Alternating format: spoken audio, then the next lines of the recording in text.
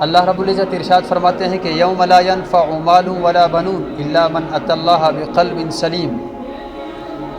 کہ قلب سلیم کس کو کہتے ہیں؟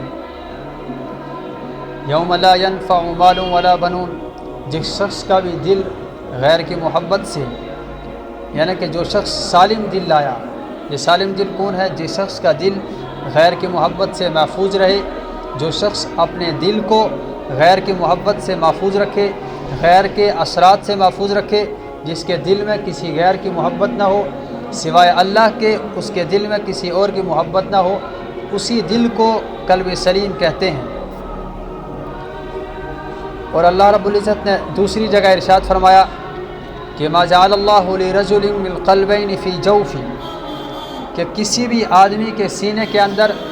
دو دل نہیں بنائے، ایسا ہو کہ ایک دل اللہ کے لیے اور دوسرا دل جو ہے شیطان کے لیے۔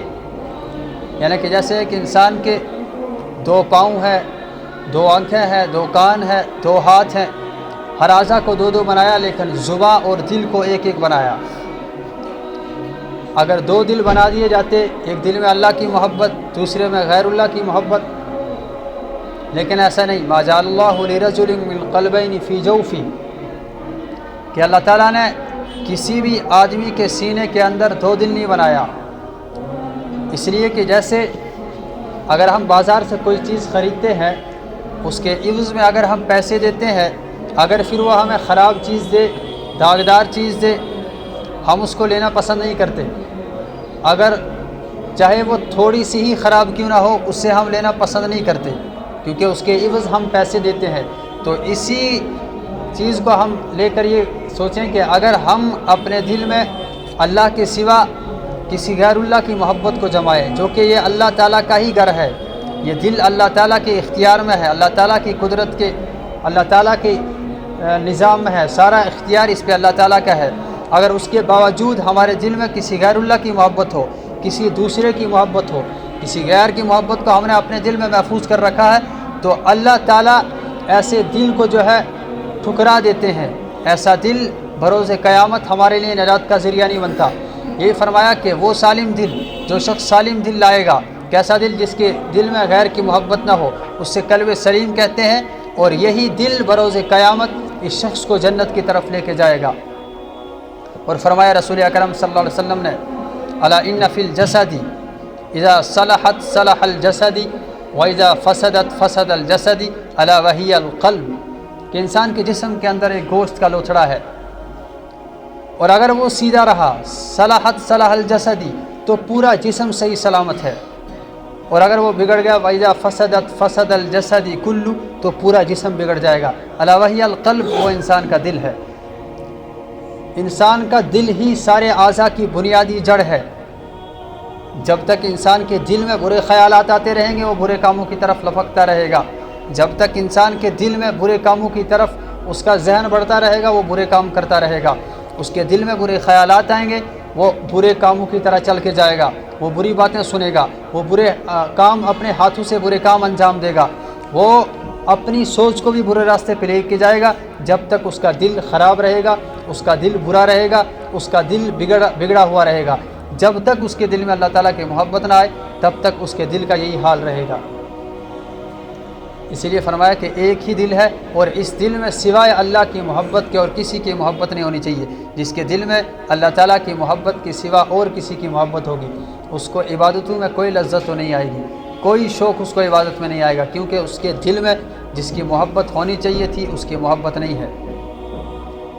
علامہ اقبال نے اپنے مرشد کو، جب انہوں نے یہ فیصلہ کیا کہ ہم اپنے مرشد کس کو بنائے، ایک تو مولانا رومی رحمۃ اللہ علیہ کے بارے میں انہوں نے سوچا، اور دوسرا امام رازی رحمۃ اللہ علیہ کے بارے میں انہوں نے سوچا، تو وہ اس پہ ایک اشعار فرماتے ہیں کہ اسی کشمکش میں گزری میری زندگی کی راتیں، کبھی سوز و ساز رومی، کبھی سوز و ساز رومی، کبھی پیچ و تاب رازی، کہ میں یہی سوچتا رہا کہ اپنا مرشد کس کو بناؤں۔ آخر کار کافی ساری، وہ کہتے ہیں میری کافی زندگی کی راتیں اسی کشمکش میں گزری، آخر کار انہوں نے مشورہ لیا، آخر کار انہوں نے سوچا کہ کبھی سوز و ساز رومی، مولانا رومی رحمۃ اللہ علیہ کے بارے میں وہ لکھتے ہیں کہ ان کی بات جو ہے سیدھے دل میں اتر جاتی ہے، کہ وہ ان کی مجلس میں بیٹھنا انسان کے دل کو جو ہے گما دیتی ہے، اور فرمایا کہ انسان کا دل رحمان کی دو انگلیوں کے درمیان ہے، یعنی کہ وہ جہاں چاہے اس کو پلٹ سکتا ہے۔ رسول اکرم صلی اللہ علیہ وسلم کثرت سے دعا مانگا کرتے تھے، یا مقلب القلوب ثبت قلبی علی دینک، یا اللہ میرے دل کو پھیر دے، میرے دل کو سیدھے راستے پہ لیا اور مجھے دین پہ مستقیم میرے دل کو رکھ۔ رسول اکرم صلی اللہ علیہ وسلم اس دعا کو کثرت سے مانگا کرتے تھے، اس لیے کہ سارا دار و مدار انسان کے دل پہ ہے۔ اگر انسان کا دل برے راستے پہ چل گیا تو اس کا جو ہے پوری زندگی کا بگاڑ یہی ہے، اس کو دوزخ میں لے جانے کی وجہ یہی بن جائے گا، دوزخ میں لے جانے کے راستہ جو ہے اس کے لیے ہموار کرے گا اس کا دل ہی، کیونکہ جب اس کا دل ہی بگڑ گیا اور پھر باقی کچھ نہیں رہا۔ رسول اکرم صلی اللہ علیہ وسلم نے آگے فرمایا، دل کی مثال دی ہے کہ ایک کھلا میدان ہے اور اس میں ایک پرندے کا پر ہے،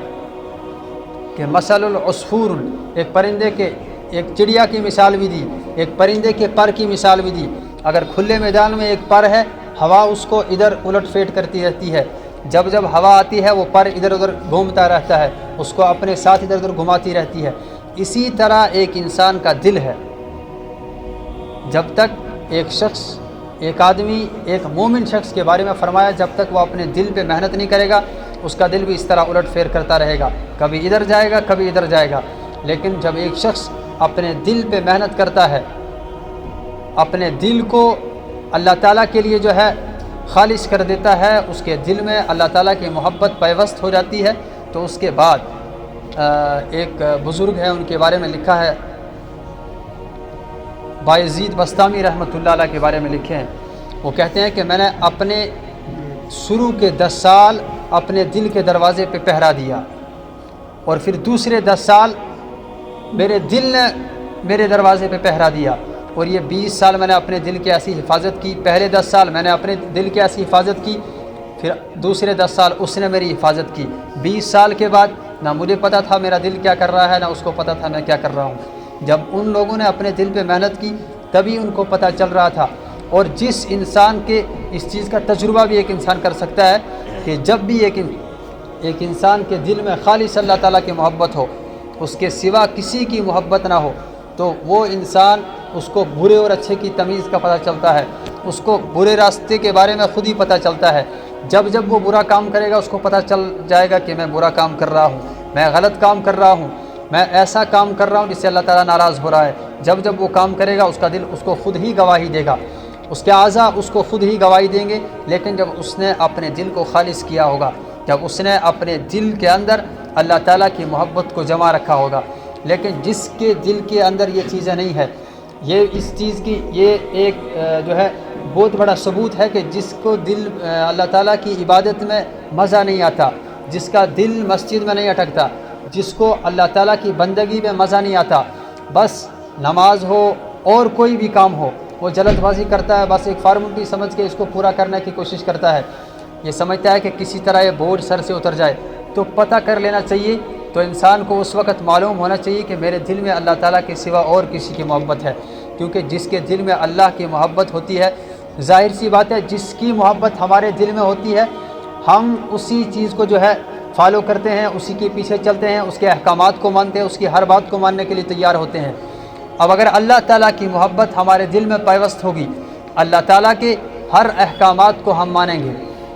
ایک قوم کے بارے میں لکھا ہے، ان کو اللہ تعالیٰ نے قرآن کریم میں کہا انہم کانوا قوما عمین، کہ وہ اندھا قوم ہے۔ وہ کون سی قوم ہے کہ اللہ تعالیٰ نے فرمایا کہ میں نے اپنے نبی کو ان کے پاس بھیجا، انہوں نے ان کا انکار کیا، اس نبی کا انکار کیا، ہماری آیتوں کا انکار کیا، اور بروز قیامت اللہ تعالیٰ نے کہا کہ جس شخص کے دل میں دنیا کی محبت ہوگی، دنیا کی حرص ہوگی، دنیا کی لالچ ہوگی،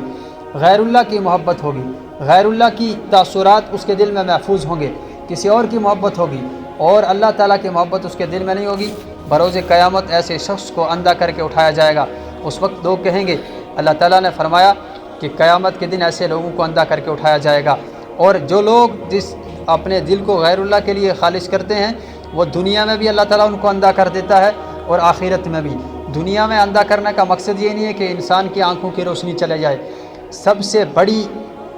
بدبختی کی بات یہ ہے کہ دنیا میں اللہ تعالیٰ اس کے دل کی روشنی کو ہٹا دیتا ہے، اس کے اندر برے اچھے برے کی تمیز نہیں رہتی، جب وہ اپنی زندگی کو غفلت میں گزارتا ہے وہ سمجھتا ہے کہ آج گناہ کر لیا، کل گناہ کر لیا، توبہ کر لوں گا، نہ جانے توبہ کی توفیق ہو یا نہ ہو۔ اور جب انسان اپنی زندگی غفلت میں گزارتا ہے پھر اس کی موت بھی ایسے ہی ہوتی ہے، ایمان پہ اس کا خاتمہ نہیں ہوتا، اور پھر اللہ تعالیٰ اس کے دل پہ مہر لگا دیتا ہے اور اس کا دل جو ہے سیاہ ہو جاتا ہے، اس کا دل پتھر سے بھی سخت ہو جاتا ہے۔ جس انسان کا دل پتھر سے سخت ہو جاتا ہے، فرمایا ہے کہ کچھ پتھر ایسے ہیں کہ جو پتھر بھی پگھل جاتے ہیں، لیکن جس انسان کا دل پتھر سے بھی سخت ہو جاتا ہے، جس انسان کے دل میں غیر اللہ کی محبت ہو، دوسروں کی محبت اس نے اپنے دل میں محفوظ کر رکھی ہو، اس کے لیے جو ہے پھر کوئی اہمیت نہیں ہوتی کون سی بات کتنی اہمیت رکھنے والی ہے۔ اور جس کے دل میں اللہ تعالیٰ کی محبت ہو وہ اپنے اس کا دل کو اللہ تعالیٰ اس کو قیامت میں بھی کامیاب کریں گے اور دنیا میں بھی کامیاب کریں گے۔ اور جو لوگ دنیا میں غیر اللہ کی محبت کو لے کر چلتے ہیں، بروز قیامت ان کو اندھا اٹھایا جائے گا، پھر وہ کہیں گے قال رب لما حشرتنی اعمی وقد كنت بصیرا، یا اللہ ہمیں اندھا کیوں کھڑا کیا گیا، ہمیں تو دنیا میں روشنی تھی۔ اور اللہ تعالیٰ بروز قیامت دنیا میں ان کی دل کی روشنی لے گا، لیکن قیامت کے دن ان کی آنکھوں کی روشنی بھی نہیں لے گا اور ان کو اندھا کھڑا کیا جائے گا۔ اللہ تعالیٰ فرمائیں گے کہ میرے نبی تمہارے پاس آئے، میرے دین کی، قرآن کریم کی ہر احکامات میرا نبی تمہارے پاس لے کے آیا، لیکن تم نے اس کو جو ہے دھتکار دیا، تم نے اس پہ کوئی عمل نہیں کیا، اس کا انکار کیا۔ چنانچہ ایسے لوگوں کو بروز قیامت اندھا کر کے اٹھایا جائے گا، اور ایسے لوگوں کے لیے اللہ تعالیٰ کا سخت سے سخت عذاب ہے۔ اور جس شخص نے بھی اپنی دنیا میں رہنے کے باوجود غفلت سے اپنے آپ کو نکالا، اپنے دل کو قابو میں لایا، اپنے دل پہ محنت کی، اپنے دل میں اللہ تعالیٰ کی محبت کو پیوست کیا، وہ شخص یہاں بھی کامیاب ہے اور وہ شخص وہاں بھی کامیاب ہے۔ اور رسول اکرم صلی اللہ علیہ وسلم نے کعبۃ اللہ سے مخاطب ہو کر فرمایا کہ کعبۃ اللہ تیری قیمت سے زیادہ ایک ایسے شخص کی قیمت ہے، تیری قیمت سے زیادہ، تیری اہمیت سے زیادہ ایک ایسے شخص کی اہمیت ہے جس کا دل خالص اللہ تعالیٰ کے لیے ہو، جس کے دل میں اللہ تعالیٰ کی محبت ہو، یعنی کہ ایک مومن شخص کی قیمت کعبۃ اللہ سے زیادہ ہے۔